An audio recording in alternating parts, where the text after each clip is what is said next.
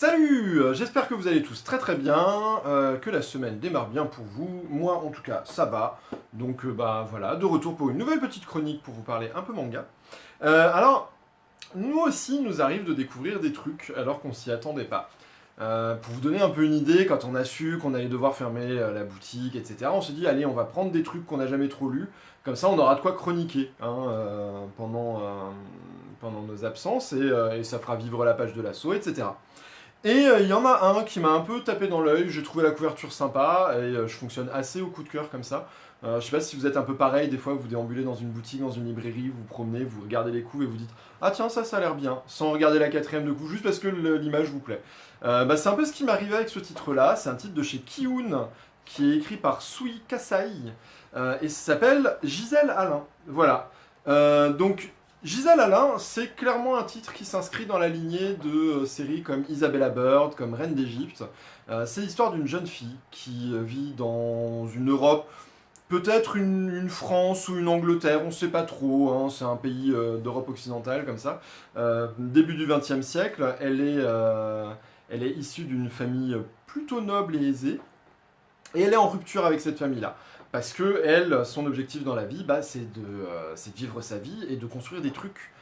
Et pas juste d'être héritière d'eux, de devenir femme d'eux, et de devenir lady ou dame machin. Ça, techniquement, elle s'en fiche complètement. Donc elle a coupé les ponts avec les siens.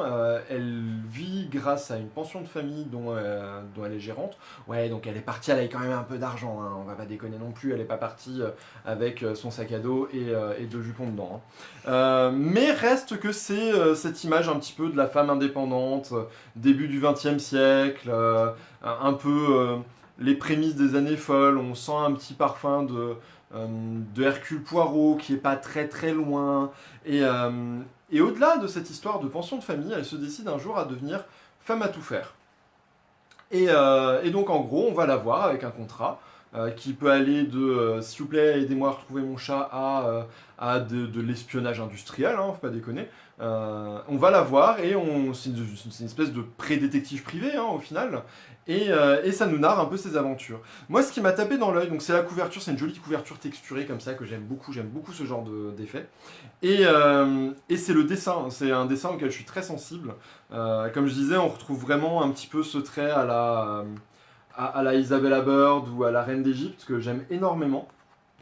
Hein, ça pourra peut-être vous parler ça pourra peut-être vous faire penser ou vous parler comme certaines séries comme Bright Stories. C'est normal, ça vient du magazine Fellows, qui est le magazine de prépub spécialisé dans ce genre de titres au Japon, dans ce côté un peu power girl, un petit peu femme indépendante et un petit peu dans la revendication aussi d'une espèce d'égalité homme-femme à une époque où c'était pas trop le cas. Il y a de temps en temps des dimensions qui sont un peu romancées, hein. Je trouve qu'elle se heurte pas beaucoup au jugement des siens et de ses pairs. Contrairement à dans Isabella Bird, où clairement on essaie de lui faire comprendre que maintenant arrête tes bêtises et rentre à la maison, c'est bon, t'es une noble, t'as autre chose à faire de ta vie.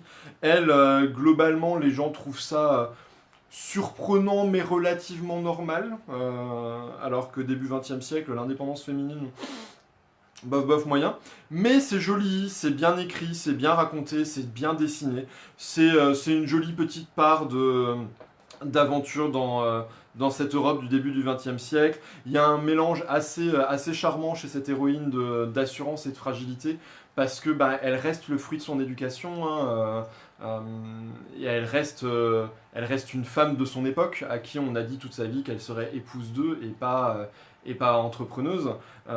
Mais elle a cette force de caractère qui fait qu'il y a une assurance qui contraste un petit peu avec ce côté, mais est-ce que j'ai vraiment le droit de faire tout ça, qui est assez intéressant. Ça aborde aussi des thèmes un peu de société, puisque ça parle par moments d'écologie, de notre rapport à la nature, de notre rapport à l'autre, de notre rapport aux animaux aussi, qui est vraiment intéressant.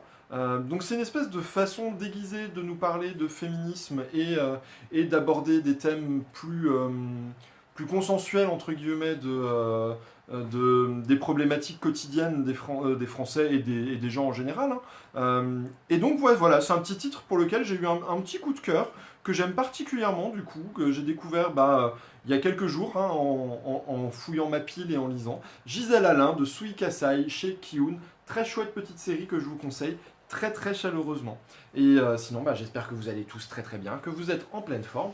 Et je vous fais de gros bisous et je vous dis à demain. Ciao ciao.